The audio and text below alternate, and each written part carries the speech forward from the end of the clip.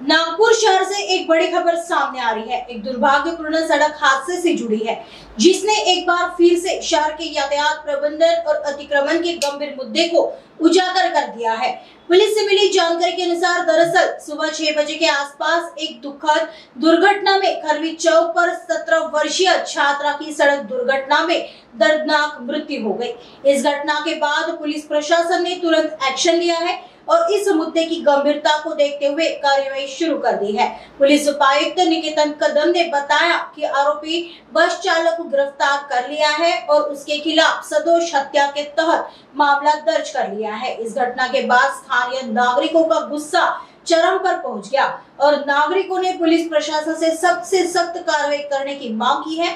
अब देखना यह होगा कि प्रशासन इन गंभीर समस्याओं पर कितनी जल्दी और कितनी प्रभावी ढंग से कार्रवाई करता है, ताकि भविष्य में इस तरह के दुर्भाग्यपूर्ण हादसे न हो। आज सकाळी एक 6 वाजेच्या दरम्यान एक 17 वर्षाची मुलगी होती।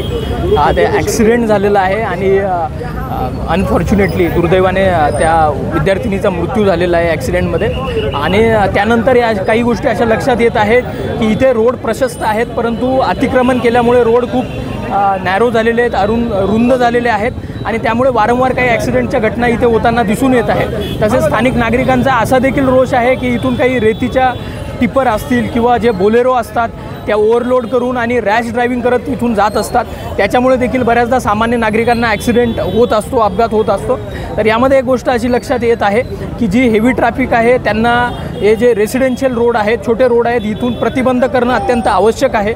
त्या अनुषंगाने ट्रॅफिक डिपार्टमेंटसोबत आम्ही समन्वय साधून कुठे बॅरिकेडिंग करता येईल, कुठे नाकाबंदी लावता येईल ते पॉईंट्स आम्ही आयडेंटिफाय करत आहोत। तसेच जो अतिक्रमणचा विषय आहे, जो रस्त्यावर काही भाजीपाला विक्रेते असतील किंवा असं मला आत्ता हेही समजलं आहे की खरबी चौकात काही असे कबाडीवाले आहेत जे अवैध आहेत आणि त्यांनी देखील बऱ्याच प्रमाणात जागा काबीज करून ठेवलेली आहे। ते आम्ही NMC सोबत कोऑर्डिनेट करून त्यांना आजच नोटिसेस सर्व करतो आणि त्यांच्यावर लवकरात लवकर कारवाई कशी करता येईल आणि हे रस्ते कसे मोकळ्या करता येईल याच्यावर आम्ही फोकस करणं सुरू करतो आहे। ॲक्सिडेंट झालेला नाही, बस चालक जो आहे तो डिटेक्ट झालेला आहे आणि ते आपल्या ताब्यात पण आहे। त्याच्यामध्ये सदोष मनुष्यवधाचाच गुन्हा नोंदवण्यात येणार आहे आणि त्याप्रमाणे ॲक्सिडेंट झालेला आहे आणि त्यांची इथे काही फुटेजेस वगैरे अवेलेबल असतील तर त्याच्यामध्ये नक्की कशाप्रकारे ॲक्सिडेंट झाला ते देखील आम्ही बघणार आहोत आणि त्याच्यामध्ये जे सर्वात सिरियस ऑफेन्स आपण रजिस्टर करतो ॲक्सिडेंटच्या केसमध्ये तोच गुन्हा आपण दाखल करत आहोत। प्रक्रिया सुरू करण्यात आलेली आहे।